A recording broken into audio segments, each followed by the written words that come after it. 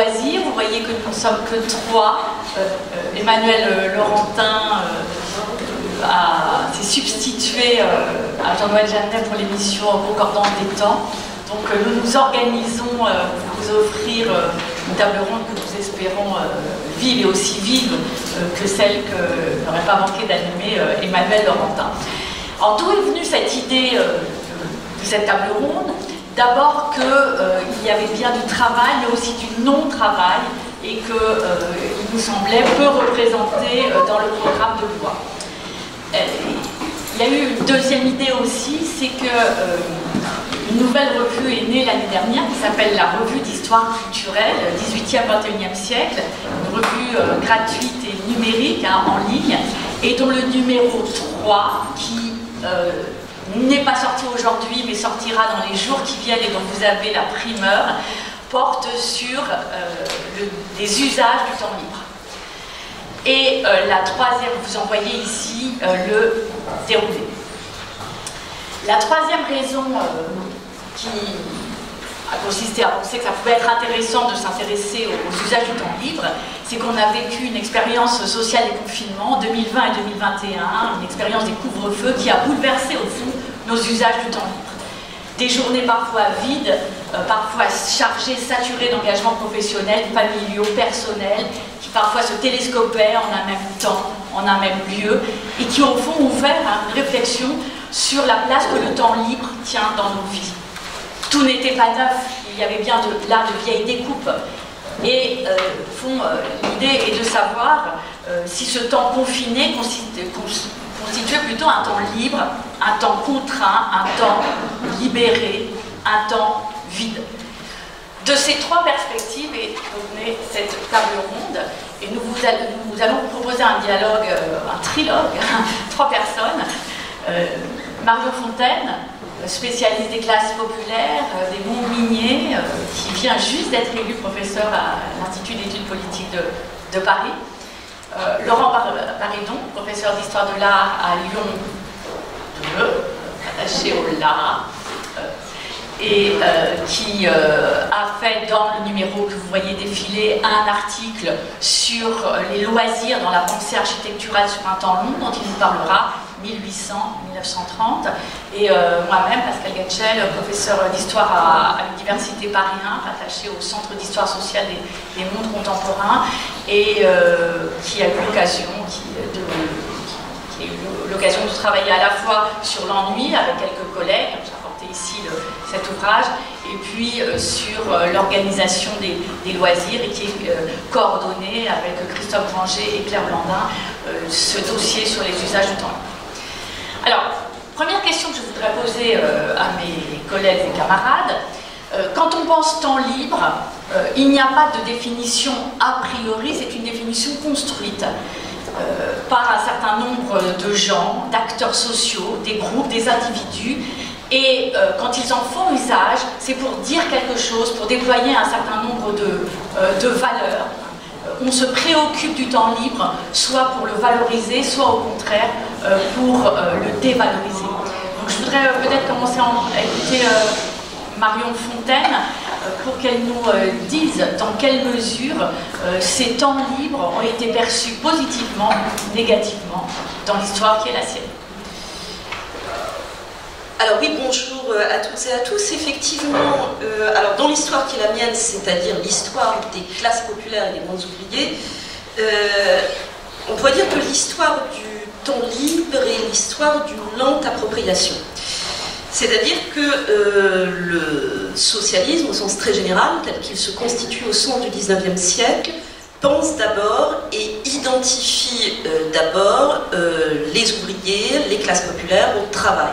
C'est-à-dire qu'on a en quelque sorte au départ, au cours du XIXe siècle, une partition aux ouvriers, aux classes populaires, le travail de manière presque ininterrompue, des vies totalement dominées par le travail, dit encore l'historienne Anne-Marie Thiès, et pour finir, le loisir et le temps libre sont l'apanage de ce qu'un sociologue, Thorstein Veblen, appellera la classe de loisirs, sont l'apanage des élites de la bourgeoisie. En sens, c'est pour un mouvement socialiste et ouvrier qui cherche au fond à affirmer aussi la dignité des ouvriers et des classes populaires face à celles et ceux qui les représentent comme barbares. Au départ, le temps libre est une notion extérieure et pour finir dévalorisée, c'est-à-dire que le temps libre, c'est le parasitisme, c'est la futilité, c'est tout ce qui est associé justement au vieux monde, oserais-je dire, aux élites, à la bourgeoisie, et le travail, c'est ce qui fonde la dignité et le sens des travailleurs. Donc pour finir, au départ, on est vraiment dans une espèce de division sociale, aux travailleurs le travail et à la bourgeoisie le temps libre. Il y a quand même une mutation à la fin du XIXe siècle, c'est-à-dire l'idée que pour finir le temps libre peut ne pas être l'apanage d'une classe sociale, mais peut être un droit, une forme d'épanouissement qui appartient à l'ensemble des citoyens. Alors il y a quelqu'un, le fait est très connu, mais il y a quelqu'un qui incarne cette esquisse de tournant par excellence à la fin du XIXe siècle, c'est bien sûr Paul Lafargue, le genre de Karl Marx, le genre un petit peu original de Karl Marx, on va dire ça comme ça, qui publie en 1880 un pamphlet au titre délibérément provocateur, Le droit à la paresse. Qui sera encore cité, je ne sais plus dans quel débat sur les 35 heures, de manière indignée par une partie de la droite pour dire que la gauche s'identifiait pour finir à ce droit à la paresse. Non, en fait, derrière l'aspect paradoxal, extrêmement provocateur, pamphlétaire de Lafargue, il y a quand même une vraie idée. Il dit qu'en 1848, les socialistes, les révolutionnaires ont revendiqué un droit au travail, ont fait qu'identifier la classe ouvrière au travail et qu'il faut en quelque sorte que cette classe ouvrière se détache elle-même de cette idéologie du travail, de cette survalorisation du travail qui l'aliène, qui est pour, dit Lafargue, un produit en quelque sorte de la domination capitaliste, et que la classe ouvrière se réapproprie au fond le temps libre, cesse, je cite Lafargue, cette vie dominée par le travail qui fait des travailleurs non plus des hommes mais des tronçons d'hommes, et donc intègre et endosse cette vie de loisir. Alors Paul Lafargue n'est pas très précis d'ailleurs sur ce qu'il entend par temps libre, pour lui c'est bonbons, ripaille, il n'y a pas beaucoup d'organisation, mais effectivement il contribue à faire en sorte que cette notion de temps libre se développe et se légitime au sein du monde ouvrier. Bon, sans doute aussi, je terminerai par là, parce que ce monde ouvrier, ces classes populaires changent elles-mêmes au XIXe siècle. C'est-à-dire que les revendications liées à la limitation du temps de travail, les premières mesures législatives qui limitent ce temps de travail entrent peu à peu en vigueur, en France, en Angleterre, un peu partout. Une partie des classes populaires, des classes ouvrières sort d'une logique de pure survie et donc commence à accéder à des formes de consommation, à des formes de loisirs, sans doute de manière très timide, mais qui pose de manière un petit peu nouvelle cette question du travail et du temps libre. Merci. Alors, même question, mais acteurs différents pour Laurent Barillon. Merci Pascal. Alors effectivement, comme l'a dit Pascal Gatchel, j'ai contribué à ce numéro du point de vue de la pensée des architectes. Je n'ai pas travaillé sur l'architecture des loisirs en général, c'est un très vaste sujet puisque ça va des équipements sportifs aux équipements culturels en passant par l'architecture de l'hébergement touristique. Enfin, oui, c'est un domaine immense.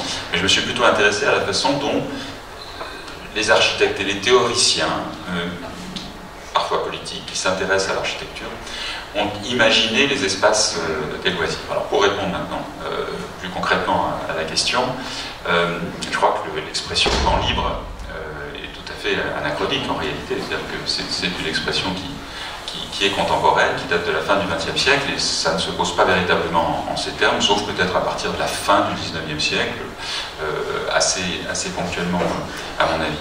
Alors moi, ce qui me frappe, c'est que effectivement les architectes répondent tout à fait à une demande sociale en concevant le temps du travail comme le temps des ouvriers.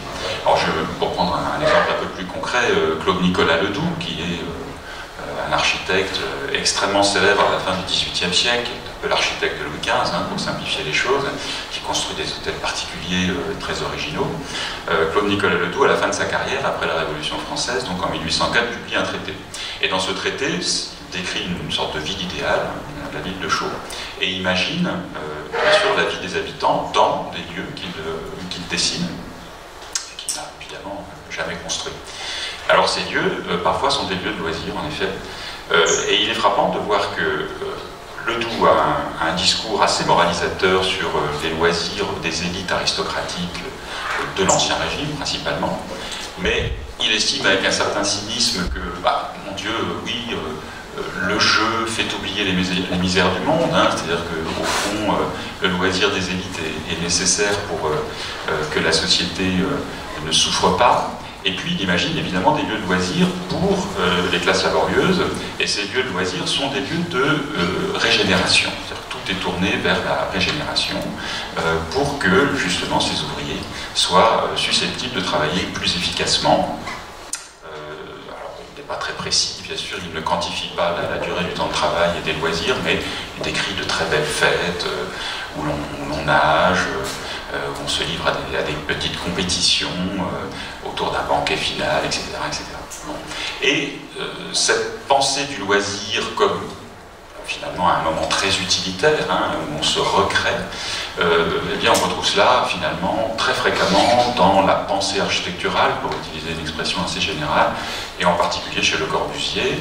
Alors Le Corbusier a évolué tout au long de sa carrière, mais tout de même, il reste extrêmement attaché à l'idée d'un loisir qui permet de recréer les forces. Hein, il utilise cette expression, se recréer.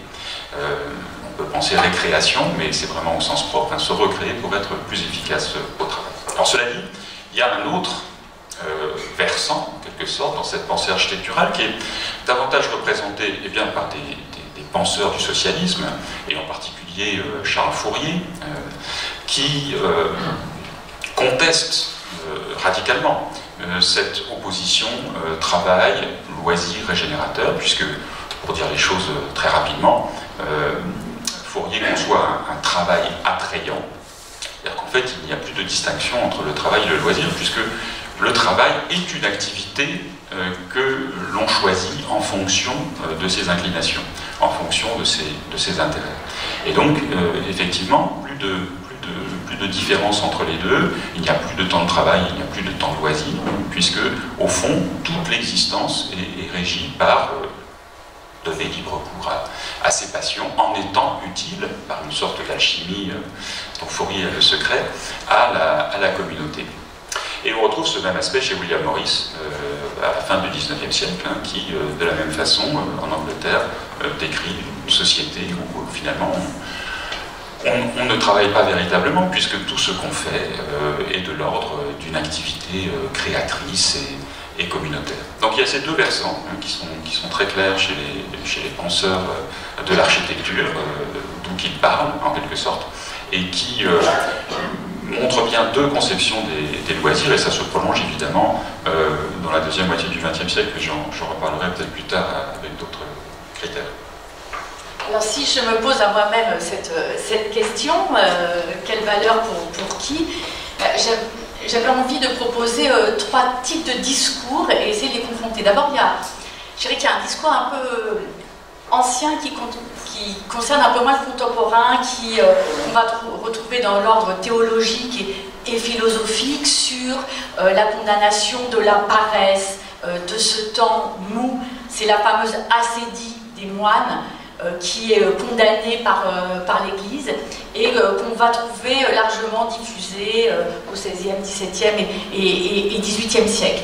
Mais je dirais, puisque nous sommes trois contemporanistes, au fond, que c'est moins ça qui intéresse les temps contemporains que d'autres discours qui se superposent, non pas qui disparaissent, hein, mais ils perdent sans doute une dimension métaphysique, d'autres discours, et notamment, on assiste à la médicalisation d'un discours sur le temps libre depuis la fin du XVIIIe siècle. Tout un tas de discours savants qui pathologisent la question de la vacuité du temps libre. Alors, je pourrais vous citer des médecins comme Pinel, comme Esquirol, qui explique que cet ennui qui se développe à ce moment-là du temps libre est quelque chose de grave, hein, une forme de maladie de ce temps libre, et c'est tant et si vrai qu'à la fin du XIXe siècle, des aliénistes s'emparent de la question et construisent même une forme de psychiatrie en regard avec cette question du temps ici. Hein. On parle véritablement de maladie mentale à propos d'un conte de Glenthorne hein, qui affectait l'âme et le corps et cet homme qui se languissait. En psychologie, Émile Tardieu, alors ça vous dit peut-être rien, hein, mais c'est aussi quelqu'un qui a beaucoup pensé la psychologie en lien, vous voyez, il y a eu les questions sur l'hystérie, et puis il y a eu ces questions-là aussi sur cette langueur monotone, et donc voilà, ça c'était ma deuxième configuration, si vous voulez, c'est cette pathologisation, cette psychologisation de l'ennui. Et puis je verrai un troisième type de discours et de représentation, c'est comment disqualifier l'autre, et notamment disqualifier les femmes. Et là, je voudrais prendre, et ça on va le retrouver, alors j'en ai un exemple vers 1900, hein, cette impossibilité d'occuper son temps par la femme hein, dans une vie subordonnée, impuissante à compliquer son existence par des aventures, des risques, etc. Et il y a d'ailleurs tout un tas de pièces de théâtre hein, qui jouent sur cette langueur-là. Mais si vous regardez bien, quand des sociologues imaginent ou analysent la sarcellite dans les années 50, c'est-à-dire le mal qui rongerait les femmes dans les grands ensembles, eh bien, derrière ça, il y a une forme de disqualification de ces femmes qui ne travailleraient pas et qui ne sauraient pas s'occuper. Et puis, je vais terminer par dire aussi qu'il y a à la fois un discours de disqualification de ce temps qu'on ne saurait pas occuper, dans la triple configuration que je viens de vous dire, mais il y a aussi une valorisation de ce temps qu'il faut occuper hein, et d'organisation du temps libre. Et de ce point de vue, on remonte de fait aux utopistes de Fourier, on repasse pour Lafargue qui vous est cité, mais je pourrais même aller jusqu'aux années 1920, hein, et à la fois l'idée qu'il y a une moralisation et une politisation de la question des temps libres, à la fois par les organisations ouvrières, les organisations catholiques qui prétendent organiser le bon loisir, hein, en ces temps de réformisme social ici, et de ce point de vue, on y reviendra sur le deuxième temps, mais il me semble que la période du Front populaire, c'est en tout cas moi, ce que j'ai appelé une mise en ordre républicain de la question des loisirs, alimentée par le rapprochement entre loisirs touristiques, sportifs, culturels. Hein, donc il y a aussi cette célébration, alors, soit de l'organisation des loisirs, soit, et j'en termine, la célébration du désœuvrement, de l'inactivité, dans ce que j'appelle moi une forme aristocratique du bon loisir. Hein, il est bon chez les romantiques, mais jusqu'à Alain, le philosophe, de bien se retrouver soi-même dans son temps libre, de s'y ennuyer, à l'homme placé face à lui-même. Donc, voilà, est-ce que vous voulez rebondir sur cette première partie, sur la question des discours et des représentations? Juste pour aller tout à fait dans ton sens, Emmanuel, j'ai vu il y a quelques jours que les discours... Oui, pardon. Pascal, mais on a écrit avec une appli. C'est le matin encore. Le discours de Paul Lafargue s'appuie aussi sur des données médicales, sur des enquêtes médicales, et qui cherche au contraire à prouver, enfin, c'est des enquêtes qui émergent à la fin du XIXe siècle, que le surtravail est débilitant, enfin, il y a un vrai fond scientiste chez Lafargue, et qu'on peut aussi utiliser le discours médical pour justifier le discours du temps libre. Donc effectivement, je pense que tu as tout à fait raison, cette psychologisation et cette biologisation, si on peut utiliser cet euphémisme du temps libre, je pense que est aussi une manière qu'on a souligné que récemment, de soit légitimer, soit au contraire délégitimer le temps libre comme forme d'ennui, de psychose, etc., etc. Oui, une réaction aussi sur ce point. On y reviendra peut-être plus tard, mais effectivement, les aliénistes au XIXe siècle notamment ont été très intéressés par les artistes, au point de construire ce mythe de l'équivalent entre génie et folie chez Lombroso par exemple. Hein, ce sont des choses assez connues. Mais c'est vrai qu'il y a beaucoup d'artistes du XIXe siècle qui sont retrouvés dans des institutions voilà, qui avaient des noms divers, bien sûr à Charenton, mais aussi chez les Pinel, dans les maisons de santé privées. Ils constituaient des cas d'études extrêmement intéressants parce que leur activité était particulière. C'est-à-dire que l'artiste occupe une position singulière, puisque d'une certaine façon, son activité n'est pas un travail, même si on dit que l'artiste produit une œuvre ou un travail, mais c'est le résultat finalement d'un ensemble d'activités. Et cette question, finalement, d'une personne qui est apparemment inutile à la société et qui parfois peut gagner beaucoup d'argent, on ne parle que de ça, et bien cette question-là, elle a très tôt interrogé en effet une sorte d'approche sociale et psychiatrique de ces individus. Donc voilà, c'était en clôture du premier temps de cette table ronde. Le temps libre produit des discours et des représentations. On a pensé à un deuxième temps autour de la question des espaces et des temps. Où occupe-t-on son temps libre? Pour y faire quoi? Alors évidemment, hein, la porte entrouverte ouvre sur une maison considérable, mais en historien de l'art que nous sommes, nous pensons que les approches contextuelles en fait, sont extrêmement importantes. Je vais passer la parole ici à Marion Fontaine pour lui demander quels sont les espaces qu'elle a repérés, les sujets, les acteurs sociaux qui s'y déploient, et est-ce que la question des exclusions de certains, de l'intégration d'autres se pose dans ces usages du temps?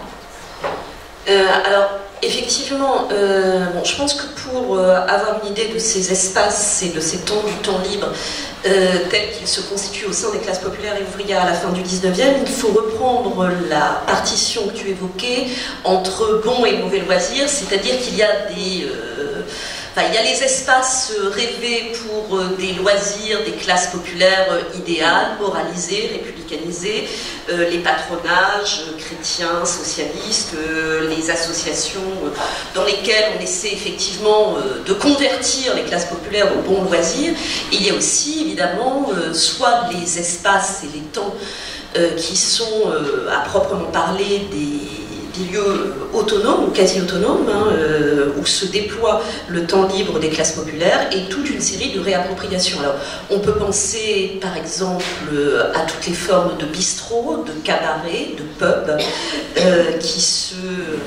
on atteint le record du nombre de cafés, de cabarets en France juste avant la Première Guerre mondiale, qui sont effectivement des lieux, sans doute le lieu par excellence avant 14, un moment où les espaces d'habitation sont encore très petits, où les infrastructures sportives de loisirs et autres sont très peu développées, qui sont le lieu du temps libre par excellence. C'est-à-dire que dans les cafés, les pubs, les cabarets, évidemment on consomme, mais aussi on se livre à toute une série d'activités, on chante, on joue à toute espèce de jeux de société. Ce sont aussi ces lieux qui vont très souvent être les premiers lieux les premiers sièges de toute une série d'associations de loisirs, clubs de boules, clubs de football, clubs choral, clubs de gymnastique. Donc il y a toute une espèce, ces lieux sont les lieux qui attestent une forme de réappropriation d'un certain nombre de temps, d'un certain nombre d'espaces au service de l'autonomie et de formes de développement d'une culture ouvrière. Alors pour revenir à ce que tu soulignais aussi, ça ne va pas, quand bien même c'est de l'autonomie, ça ne va pas sans exclusion. C'est-à-dire que les espaces et les temps du temps libre peuvent être à la fois intégrateurs, constructeurs d'une identité collective, d'une identité de classe, d'une identité de quartier. Ils peuvent être aussi excluants. Alors évidemment, le cas le plus démonstratif, ce sont les femmes. une femme bien, sauf si on est Gervaise, et on sait que Gervaise dans l'Assommoir, ça finit assez mal. Pour cette pauvre Gervaise, les femmes bien, y compris dans les classes populaires, ne vont pas dans les cafés, n'accèdent pas, alors le tabou est encore plus manifeste en Angleterre, hein, où là l'exclusion des femmes est encore, dans les pubs est encore plus marquée. Donc effectivement les lieux, enfin, les espaces et les temps du loisir reproduisent aussi toute une série d'inégalités et de divisions. Et en quelque sorte des espaces publics, collectifs de loisirs qui sont surtout accessibles aux hommes, aux jeunes hommes, la rue, le café, et des espaces de loisirs et de temps libre féminin qui existent certainement, mais qui sont de nature assez différente. Alors il y a la rue, il y a, enfin, notamment dans les rues ouvrières, toutes les cérémonies de café, de discussion entre voisines. Il y a l'espace du foyer, où là encore on accueille les voisines. Il y a sans doute aussi tout ce qui est lié, je pense, à l'église comme lieu de sociabilité féminine. Et effectivement à toutes les activités et formes de bavardage, l'après-messe, l'avant-messe, qui peuvent se développer. Donc je pense que vraiment dans ces classes populaires, ce que l'on voit bien, c'est à la fois en effet la construction de lieux et d'espaces qui essaient justement de limiter les formes de domination et de contrôle. Et c'est bien d'ailleurs pour ça que les réformateurs de tout poil sont assez peu favorables au café, pub, cabaret ou autres. Et en même temps, donc des lieux intégrateurs, mais en même temps des lieux qui reproduisent toute une série d'exclusions et de divisions. Alors, du point de vue de l'architecture, on retrouve un certain nombre de caractéristiques. En effet, ne serait-ce qu'autour de la question de la guinguette. C'est un des lieux emblématiques du loisir populaire, hein, à la fin de l'Ancien Régime et dans la première moitié du XIXe siècle. Et là, on a des points de vue extrêmement tranchés, finalement, des écrivains comme Louis-Sébastien Mercier qui condamnent ces lieux de loisirs faubouriens, et puis au contraire, des architectes comme Claude-Nicolas Ledoux qui essayent donc de penser une guinguette alors régénératrice, hein, comme je l'ai dit, c'est toujours cet objectif. Bon, ce qui est assez frappant quand même, c'est que si tous ces penseurs de l'architecture, encore une fois au sens large, s'intéressent à la façon de travailler ou de ne pas travailler, de se recréer ou pas, finalement ils décrivent assez peu ces lieux de loisirs populaires. Le loisir des élites, les architectes savent faire, hein, ils font ça depuis toujours, de dessiner des casinos dans les jardins, enfin ça c'est évidemment ça fait partie de leur métier. Mais le loisir populaire, c'est quand même plus difficile. Claude-Nicolas Ledoux décrit un bâtiment pour les récréations, avec une emblématique, enfin voilà, on comprend l'objectif, mais finalement, il n'y a pas de représentation dans l'espace. Charles Fourier, qui représente pourtant, on l'a bien compris, hein, une autre attitude, ne décrit pas véritablement ces lieux. Alors bien sûr, il y a dans son phalanstère, hein, vous savez, c'est le nom qu'il donne au lieu de la phalange de cette communauté, il y a une rue-galerie qui voilà, suscite tous les fantasmes des historiens, mais en fait, il ne décrit pas vraiment cette rue-galerie, elle est visiblement magnifique, vitrée, lumineuse, enfin voilà, mais qu'est-ce qui s'y passe à part des orgies de musée, hein, ce qu'il appelle les orgies de musée, c'est en fait des phalanstériens qui se proposent nus les uns aux autres, au lieu de regarder les tableaux, autant regarder directement la nature, hein, tel est le point de vue de Fourier, on peut comprendre.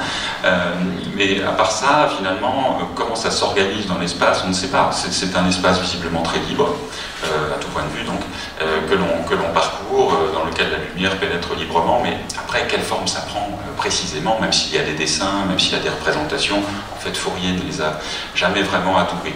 Alors peut-être, pour rester sur le 19e, les fouriéristes, eux, dans leur volonté de rendre concret le système de Fourier, ont conçu en effet des lieux de loisirs populaires.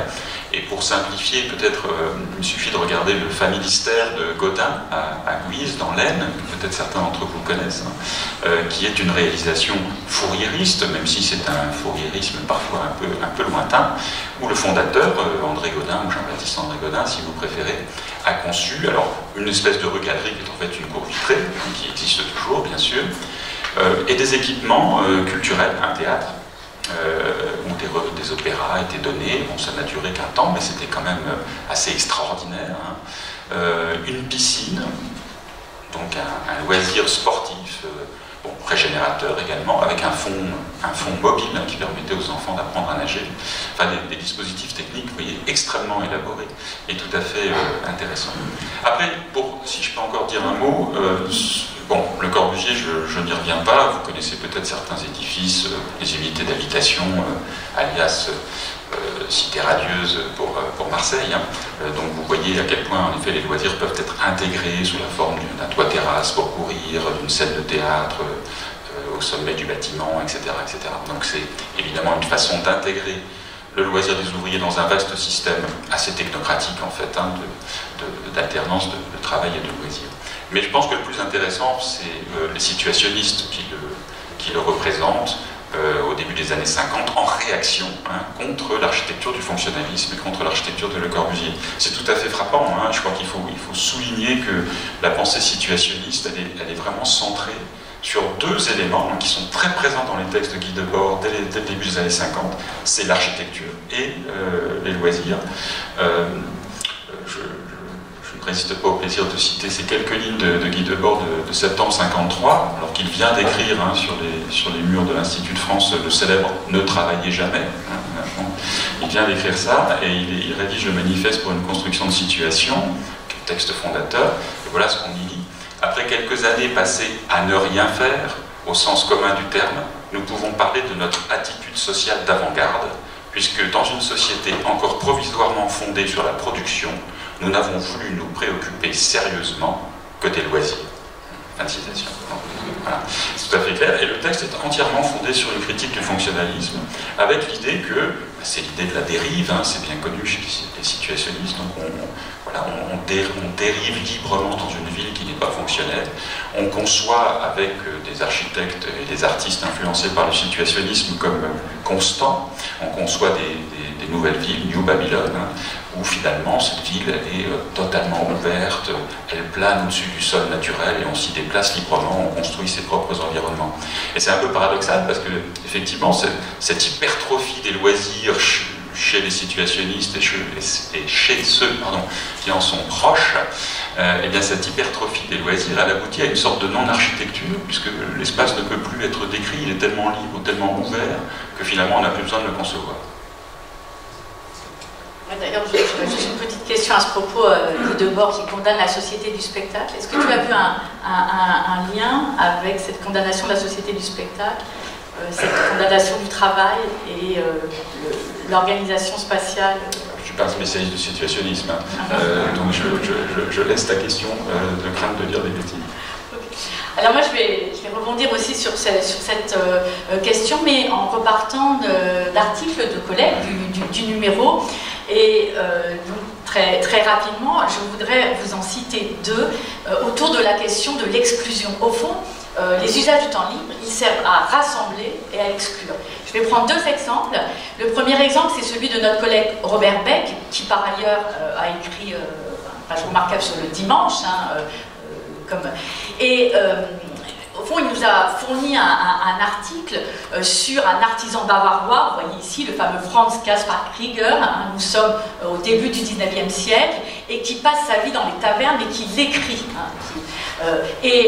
Au fond, on est ici dans une sociabilité exclusivement masculine, mais une sociabilité qui évolue aussi. Et au fond, il a distingué une période des années 1820-1830, marquée, je le cite, par une vie tavernière exubérante et joyeuse, dans laquelle l'activité de boire joue un rôle absolument essentiel.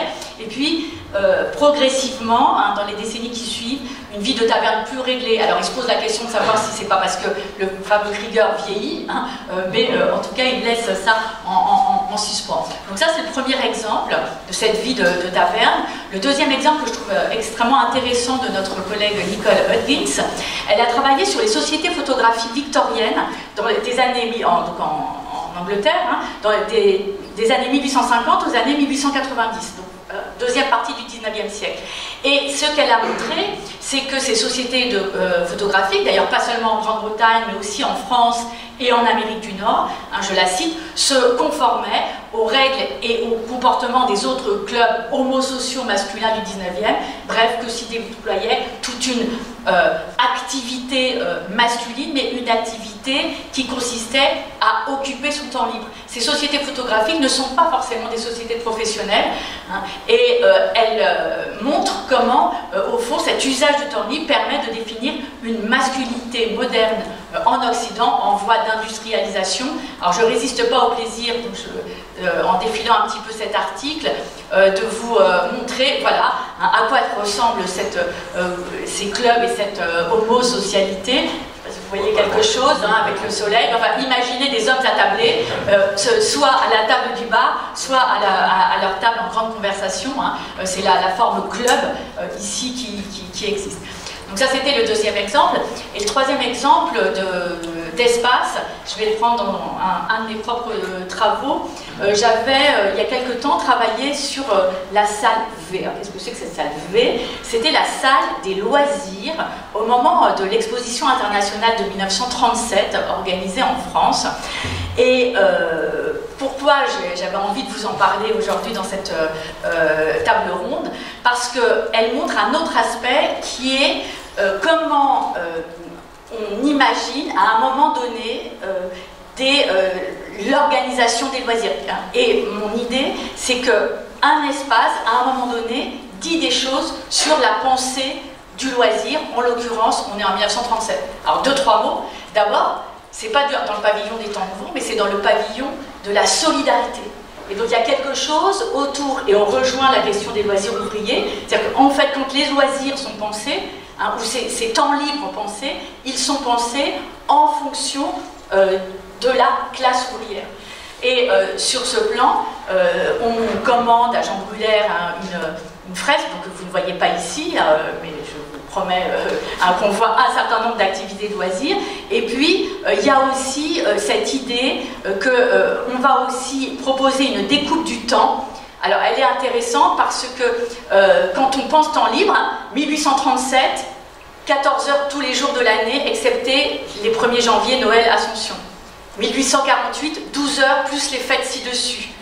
1900, loi de 10 heures. 1906, introduction du dimanche. 1919, journée de 8 heures. 1936, souvent 2 jours de repos hebdomadaire, plus 6 à 15 jours de congés payés par an. Donc vous voyez comment, à la fois, c'est une chronologie qui fonctionne essentiellement sur l'activité ouvrière, mais aussi qui permet d'inscrire le temps du Front populaire dans un temps plus long, au moins ici un siècle. Et puis le dernier élément, et ensuite j'arrête sur ce point, c'est que penser les loisirs, c'est penser l'organisation, et donc se décline dans cette salle des loisirs où on déambule, hein, c'est une forme de S, imaginez cela, et bien on imagine les bibliothèques municipales, les colonies de vacances pour les enfants, très important, le plein air, les camps ici, les musées, mais aussi tout un tas de choses, le bricolage, hein, je cite les travaux féminins,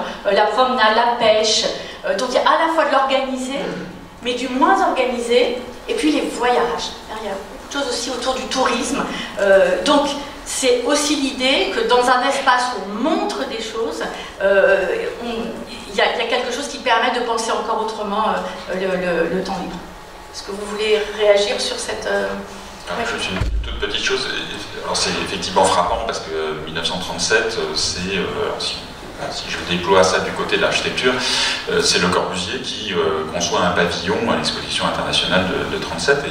Et vous savez sans doute, parce qu'on en a beaucoup parlé dans les médias, que Le Corbusier est proche des milieux fascistes et que sa pensée est vraiment très influencée par certains proches, comme Pierre Winter par exemple, hein, qui est un des fondateurs d'un des principaux partis fascistes français. Donc il est extrêmement proche d'une pensée qui est certes technocratique, hein, ça correspond à quelque chose de précis dans l'entre-deux-guerres, mais qui, par certains aspects, est très autoritaire. Néanmoins, à partir de 1936, hein, parce qu'il est assez opportuniste, bien sûr, comme beaucoup d'architectes, c'est normal, il faut obtenir des commandes, donc il se rapproche d'une pensée un peu Front populaire, ou du moins il la déguise, et il construit un pavillon des temps nouveaux qui est tourné justement vers ses fonctions de loisirs, hein, très précisément. Donc il représente, dans un pavillon qui est vraiment d'avant-garde, extrêmement intéressant, vous trouverez facilement des photos sur internet, c'est une sorte de chapiteau, hein, qui évoque un peu un camping, mais gigantesque, avec des panneaux très intéressants, des photomontages notamment, qui montrent ce loisir de plein air, en particulier des enfants, ce loisir familial,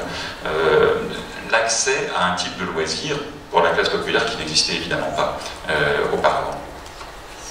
Oui, juste un tout petit mot. Effectivement, cette question, le terme d'organisation des temps et des espaces est absolument fondamental. Et ce moment, en effet, 36-37 est crucial. Et pour rebondir aussi sur ce qui a été dit à propos de Le Corbusier, c'est en effet l'un des grands enjeux du Front populaire de proposer à la fois dans les discours et dans les actes, dans les lieux, une organisation des loisirs. Et on sait que ce qui choque dans le sous-secrétariat d'État à l'organisation des sports et des loisirs de Léo Lagrange, ce qui choque la droite, c'est moins la question des loisirs ou du sport qui est déjà présente dans d'autres départements ministériels avant Lagrange, qui est la question de l'organisation.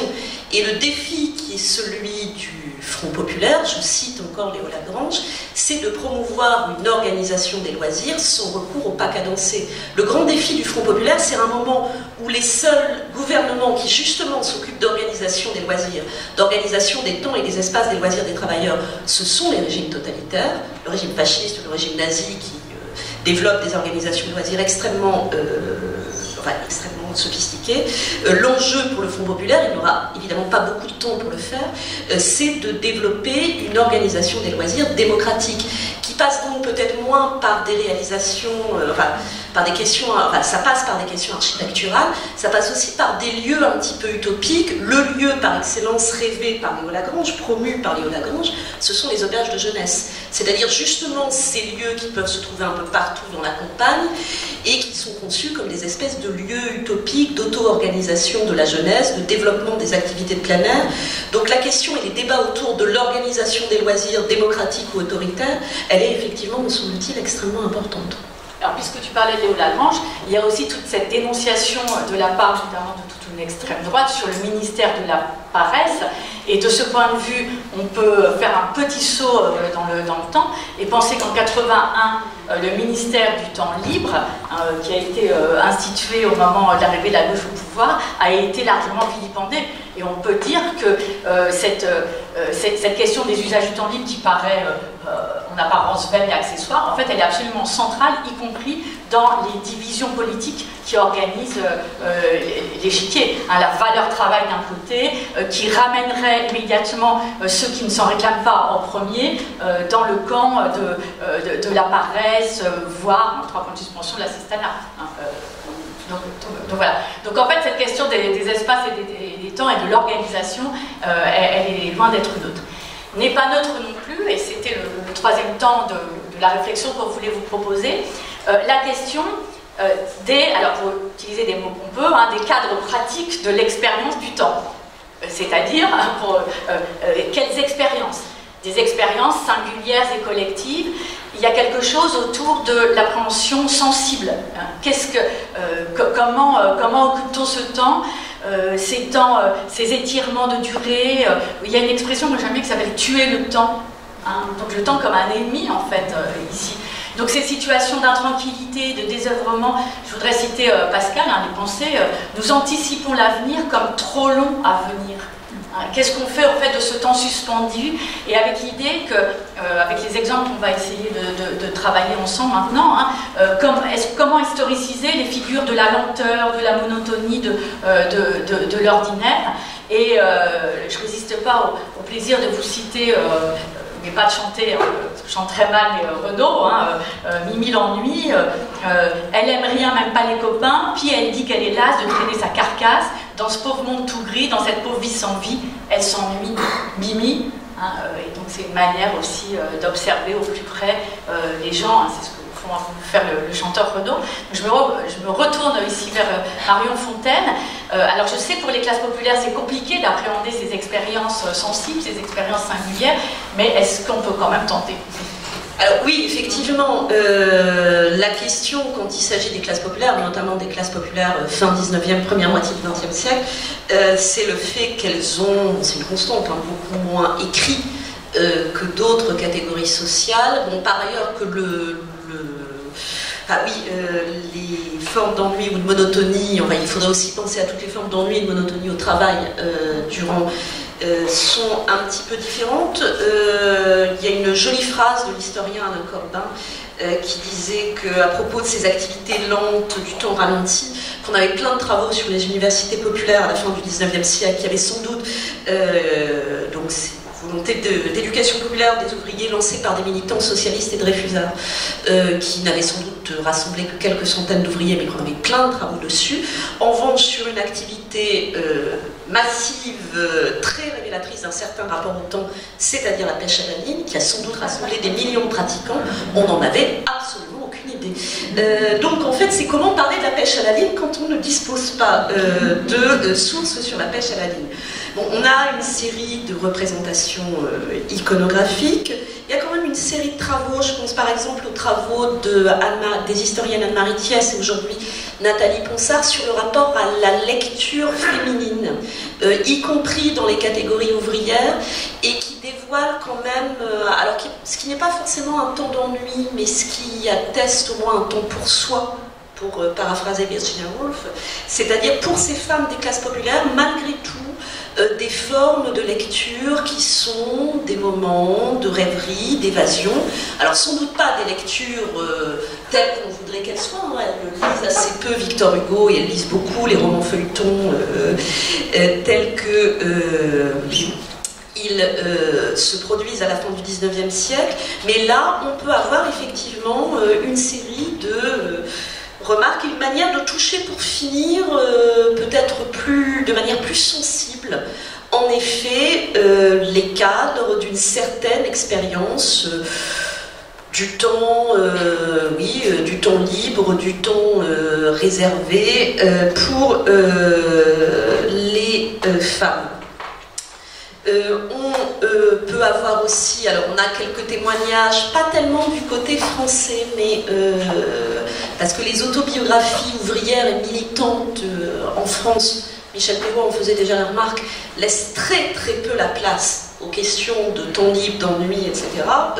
Mais ailleurs c'est moins vrai, et par exemple un livre comme celui du sociologue britannique Richard Hogarth, donc très connu pour avoir écrit La culture du pauvre, un peu moins connu à tort pour avoir écrit son autobiographie 33 Newport Street, qui fait une histoire d'un enfant dans les classes populaires du nord de l'Angleterre dans le premier tiers du XXe siècle.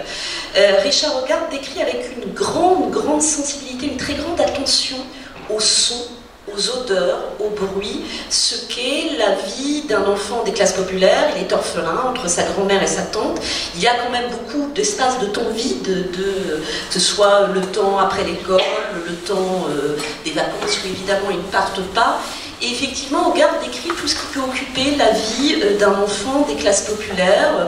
Alors effectivement, les longs moments passés à rêver, mais aussi les petites sorties un peu exceptionnelles au bord de la mer, où toutes les odeurs des rues, Richard Hogarth enfant se promène beaucoup en vélo, à pied, etc.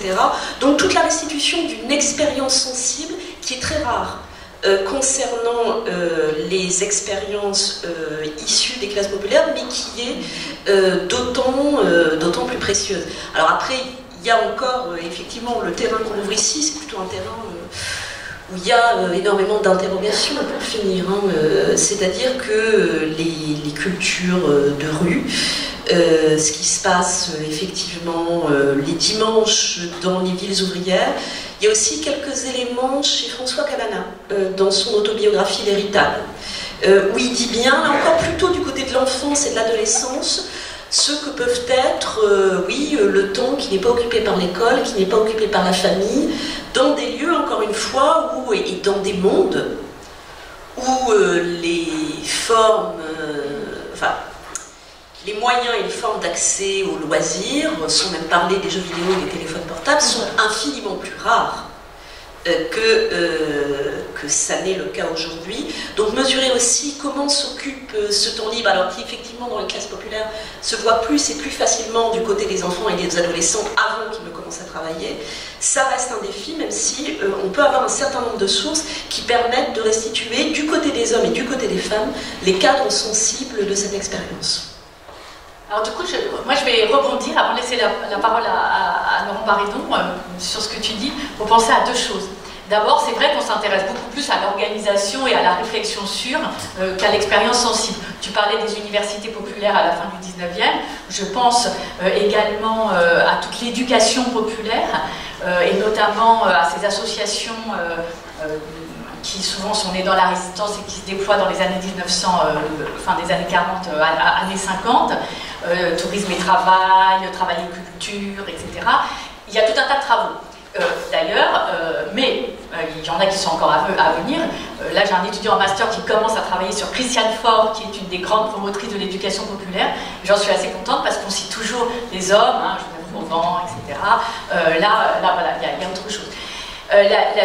Le deuxième élément de rebond que je voudrais signaler, c'est que grâce au numéro, là, au dossier usage du temps libre, on a un article d'un de nos collègues, Rocher Elanati, qui a regardé ce qu'il appelle la culture, vous voyez ici le résumé, j'espère que vous le voyez avec le soleil, hein, qui a regardé la culture de loisirs productifs. Donc il est à l'époque victorienne, moitié du 19e, et il regarde le passe-temps domestique d'un ouvrier agricole de Lincolnshire, et du coup il a le hobby du modélisme, et il passe son temps avec des bouchons et des allumettes à vouloir reconstituer Corks, hein, des cathédrales, et à faire des fantastiques miniatures, et il y a aussi quelque chose, une autre lecture hein, très hogarthienne au fond, hein, de cette observation d'un passe-temps ouvrier, et avec l'idée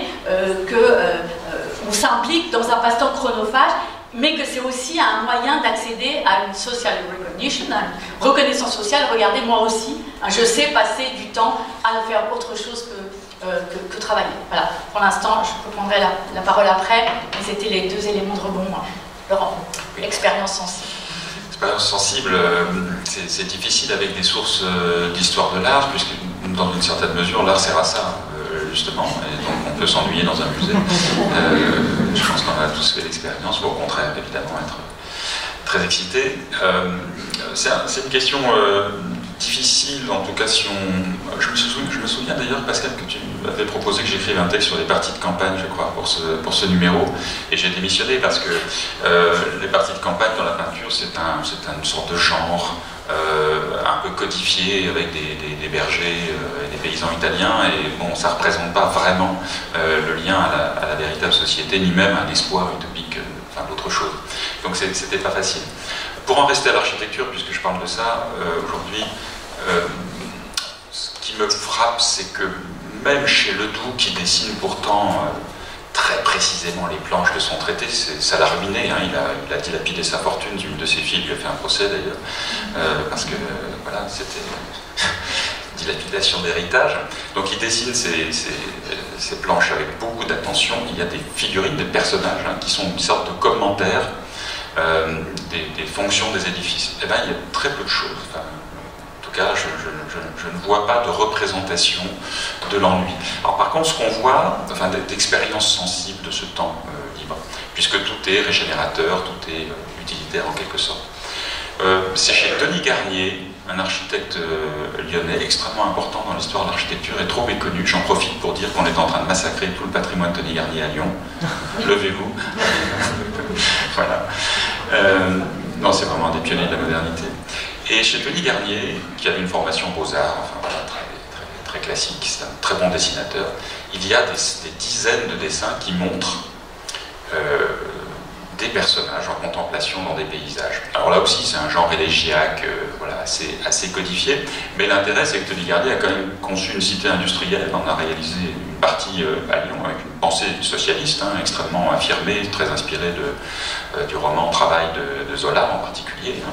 Et donc c'est voilà, un penseur de la société solidaire qui laisse la place à la rêverie dans des paysages alors un peu à l'antique, c'est vrai, hein, encore une fois, c'est codifié, mais néanmoins, c'est tout à fait intéressant puisqu'il a dessiné de grands parcs de réjouissance populaire, de grands parcs publics pour Lyon.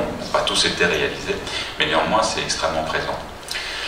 Alors la question me fait aussi penser à nouveau aux situationnistes, hein, puisque justement, il lutte contre, je cite, les loisirs ennuyés. les loisirs ennuyés. Et ce sont ceux du capitalisme moderne et de l'architecture fonctionnaliste. Hein. Ces loisirs ennuyés du stade, du Parc des Princes. C'est cité très précisément. Et Debord et d'autres plaident pour un temps véritablement libéré. C'est aussi intéressant, c'est un temps qui est ouvert à toutes les expériences.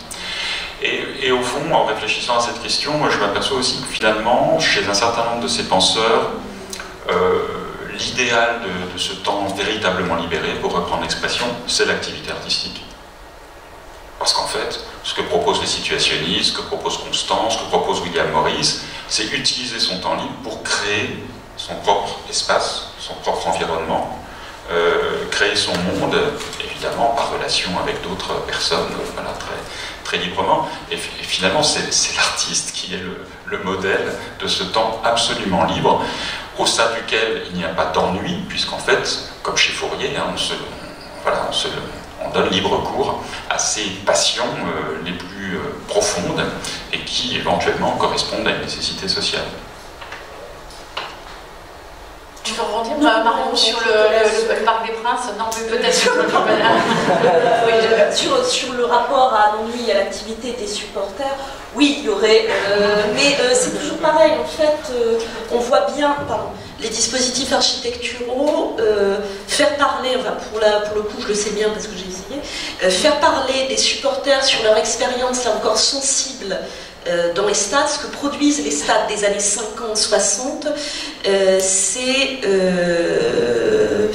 c'est assez compliqué, mais si on en croit les réactions d'un certain nombre de spectateurs déjà dans les années 50, il est certain que lors de certains matchs de football pas très bons, les spectateurs s'ennuient et d'ailleurs le font savoir. Mais alors, je me suis aussi livrée à cet exercice, ou plus exactement, j'ai observé 3 articles du numéro qui traitaient de cette expérience sensible et qui permettent aussi d'alimenter la réflexion. Le premier, c'est pas forcément dans l'ordre chronologique, vous allez voir pourquoi, c'est un article d'une jeune chercheuse qui portait sur les piscines parisiennes. Alors, si on regarde du côté de notre première partie, c'est-à-dire de l'organisation, oui, on construit des piscines à Paris comme dans le reste de l'Europe et aux États-Unis à partir des années 1880. Et donc il y a tout un discours des médecins, des hygiénistes, on ne les a peut-être pas suffisamment cités tout à l'heure, qui expliquent comment l'espace du bassin est un espace qui est bon pour la santé, vivifiant, etc. etc. Parallèlement au développement de l'héliotropisme, cette fascination pour le soleil. Corbin a très bien parlé là aussi à partir de la fin du 19e siècle. Mais si on regarde autrement, c'est-à-dire du côté des usages, et là, ce qui est très intéressant dans l'article de Lucie Nicolas, c'est la manière dont elle montre, donc ici vous avez son résumé, mais je vais essayer de vous montrer une ou deux photos, comment au départ, l'espace de la piscine est investi par des baigneurs pour se baigner, c'est-à-dire pour faire, au fond, avec un idéal sportif. Et on est là, à la charnière des 19e et des 20e siècles, natation, compétition sportive, spectacles aquatiques dans les années 20, etc., féminin d'ailleurs. Espace mixte, c'est intéressant, même si pendant longtemps, les heures de piscine pour les hommes et pour les femmes d'ailleurs n'étaient pas les mêmes. Ici, je tiens à le préciser. Et puis, ce sont plutôt les piscines privées qui ont été plus mixtes avant les piscines municipales. Mais surtout, ce qui est intéressant, c'est comment il y a une forme de basculement dans les années 30 autour d'autres modes d'occupation, notamment des piscines découvertes dans la capitale. Et elle prend comme exemple la piscine Molitor, où eh bien, au bain aquatique s'ajoutent des bains de soleil, de discussions autour du bassin, de rencontres amicales et amoureuses, l'importance du bar, de la piscine, etc. etc. Et donc là, pour ça, elle a beaucoup utilisé la presse. Et puis, je vous montre ici en illustration, on voit ça de très loin, mais quand même, vous voyez comment au départ, on est plutôt sur la valorisation du bain, et si je suis un peu plus loin dans les photographies, là c'est la piscine des Tourelles, le match olympique en 1924 de water-polo, c'est plutôt pour le premier élément de la démonstration. Et en revanche, voilà, ici on a un gala nautique des artistes, piscine Molitor en 1932, au fond la piscine n'est que le prétexte pour un défilé en maillot de bain alors des artistes d'ailleurs, je ne sais pas pourquoi, mais enfin je me suis posé la question de ce gala nautique des artistes, quels artistes c'était. Donc ça c'est le premier exemple, vous voyez, on est à même lieu, mais en réalité les usages changent, il faut les travailler en chronologie. Le deuxième exemple que je voulais prendre, et ça peut-être Marion tu pourras rebondir, c'est le cas de la guerre. On peut parler de la guerre, et notamment de la Première Guerre mondiale. Et nous avons un collègue grec qui a travaillé sur les armées alliées d'Orient entre 1915 et 1919. Alors il y a eu des choses sur l'ennui au moment des guerres coloniales, mais là on est sur comment occuper ces forces à ce moment-là en région de Macédoine. Et qu'est-ce qu'on voit ici? Eh bien, pour occuper ces combattants qui ne combattent pas, l'armée ne cesse d'organiser des choses, jeux et compétitions sportives, spectacles de théâtre et de pantomime, ici. Et donc il y a des stratégies pour chasser le cafard. Et d'ailleurs dans le livre sur l'ennui qu'on avait fait paraître il y a quelques années, il y a plusieurs articles aussi sur cette notion de cafard, de nostalgie du pays lointain et compagnie. Et donc vous voyez qu'en fait, être à la guerre, c'est aussi non seulement entretenir la discipline, mais soutenir le moral des troupes. Et le troisième exemple que je voulais prendre ici, c'est que je trouve aussi intéressant d'expérience sensible, c'est une de nos collègues, César Mann, qui a trouvé une source fantastique, un journal intime d'une jeune femme à Istanbul en 1928, donc jeune république turque à ce moment-là. Et c'est une jeune femme qui va bientôt se marier, qui attend le mariage, d'accord? Et on la voit, donc il y a toute une analyse du journal intime qui, de mon point de vue, est absolument fantastique. Et elle montre comment se construisent des usages genrés du temps libre. Mais qu'est-ce que c'est? C'est en fait un temps sous contrainte sociale. Et donc cette jeune fille, elle passe son temps à devoir aller dans des bals, aisée ici, à devoir recevoir, et on voit que tout ça, ça l'ennuie d'ailleurs considérablement, parce que ce qui l'intéresse, c'est de rêver, de se promener. Alors vous allez me dire en même temps, là je le prends au premier degré, c'est-à-dire la description, mais est-ce que la description nous dit le réel? Parce qu'il y a un autre enjeu qui est extrêmement intéressant, qui est un enjeu à la fois scripturaire, d'écriture, et un enjeu politique. L'enjeu politique, c'est que, de fait, après des années d'empire ottoman, il y a bien l'idée que la République turque, elle reconstruit tout un tas de contraintes sociales. Et que du coup, il y a un certain nombre de gens qui se débattent pour affirmer au contraire qu'ils ou elles maîtrisent leur temps. Donc un enjeu politique, et puis un enjeu d'écriture, parce qu'en réalité, le journal intime, est-ce qu'il dit ce qu'on a de plus intime? Et ça... nos collègues qui ont travaillé sur les journaux intimes au 19e le disent, en réalité ce sont des espaces d'écriture très contraints. Pourquoi? Quand on est une jeune fille de bonne famille, il est de bon ton d'écrire son journal intime et d'y raconter un certain nombre d'activités réelles ou imaginaires. Et donc en réalité, ça nous en dit finalement plus sur la fonction du journal intime, peut-être que sur les activités. Ce qu'il y a de sûr, c'est que le jour où cette jeune femme se marie, il n'y a plus de description de ces temps libres. Est-ce à dire qu'elle n'en a plus? Je ne sais pas. Est-ce que vous voulez rebondir sur ces expériences singulières? Juste deux mots pour rebondir à ton invitation sur la question de l'ennui en temps de guerre. D'abord, une remarque dans la littérature. Il y a un personnage dans la littérature du XXe siècle qui incarne bien à la fois l'ennui et les effets de l'ennui, qui débilite toute sa vie ensuite. C'est le personnage d'Aurélien, le roman éponyme d'Aragon, qui effectivement passe 7 ans à la fois dans les casernes, sur le front et notamment sur le front d'Orient, et qui en ressort en 1919 en ayant tellement effectivement eu l'expérience de la vacuité des temps morts entrecoupés par des expériences de front, qu'il n'est plus capable de rien faire de sa vie, qu'il erre dans Paris et poursuit l'ennui de la guerre dans l'ennui du temps de paix. Une deuxième remarque plus sociale et plus liée aux classes populaires, on voit bien, en effet, on a une représentation de la Première Guerre mondiale qui est celle d'un combat incessant, d'une présence en première ligne de front incessante, ça n'est pas le cas heureusement, j'ai envie de dire, et qu'on sait bien que la Première Guerre mondiale a considérablement transformé toute une série de pratiques de loisirs, et que pour prendre un exemple que je connais un peu, c'est-à-dire le football qui est encore une activité très largement de classe moyenne, de classe populaire urbaine avant 1914, se popularise justement parce qu'il faut bien occuper les masses populaires, paysannes, ouvrières qui sont sur la deuxième ligne de front, et que le football, activité qui peut se pratiquer un petit peu partout, activité qui contribue à forger des collectifs, se répond à ce moment-là. Donc effectivement, on pense toujours à la Première Guerre mondiale comme creuset de plein d'expériences nouvelles, c'est aussi très certainement un creuset de beaucoup de nouveautés en matière d'expérience de temps libre. Alors, moi j'aurais certainement des choses à dire sur l'art des tranchées, qui est en effet plutôt un art des casernes, même si, vous savez, ce sont les obus sculptés, enfin voilà, cette pratique populaire est tout à fait intéressante dans ce désœuvrement, ou plutôt dans ce temps qu'on ne maîtrise pas, qui est celui voilà, de l'armée en général et de la guerre plus particulièrement.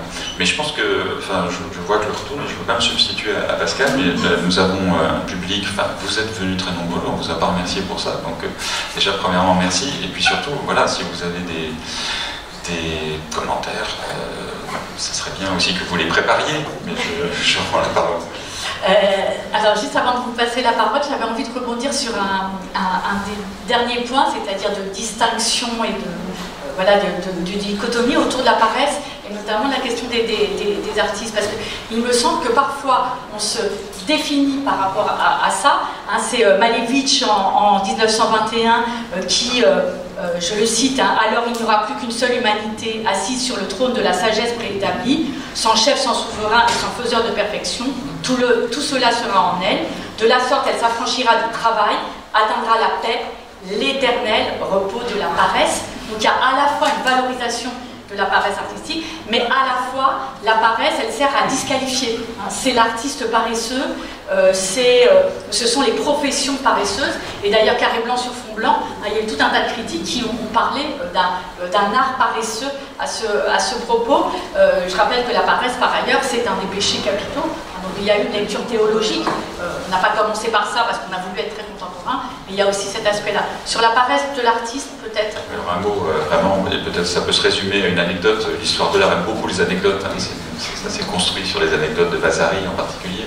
Et bien justement, il y a l'anecdote de la Renaissance, qui est l'époque quand même où on fonde le statut moderne de l'artiste, hein, parce que au Moyen-Âge, ça ne se pose pas en ces termes, le mot artiste n'existe pas au Moyen-Âge, on dit imagier, on a d'autres mots. Et donc à la Renaissance, en effet, il y a une anecdote célèbre que vous connaissez peut-être, où le prieur de Santa Maria delle Grazie à Milan dénonce Léonard de Vinci, qui est censé peindre la fameuse scène du réfectoire, et le prieur dit mais il ne fait rien du tout, il passe ses journées à regarder le mur assis sur son escabeau. C'est un moment, enfin c'est une anecdote, vraie ou fausse, c'est difficile à dire, mais Léonard explique que bah oui, les artistes ne travaillent pas comme les autres personnes, et qu'ils rêvent, qu'ils pensent, et qu'ils sont même paresseux, mais que pendant ce temps-là, évidemment, ils conçoivent de très grandes choses. Alors pour clôturer, avant de vous donner la parole et repartir sur des choses moins anecdotiques, j'avais envie d'insister sur la manière, enfin, faire une histoire du temps libre, c'est faire une histoire des luttes pour la construction des temps sociaux. Je crois que c'est pas une histoire aseptisée, hein.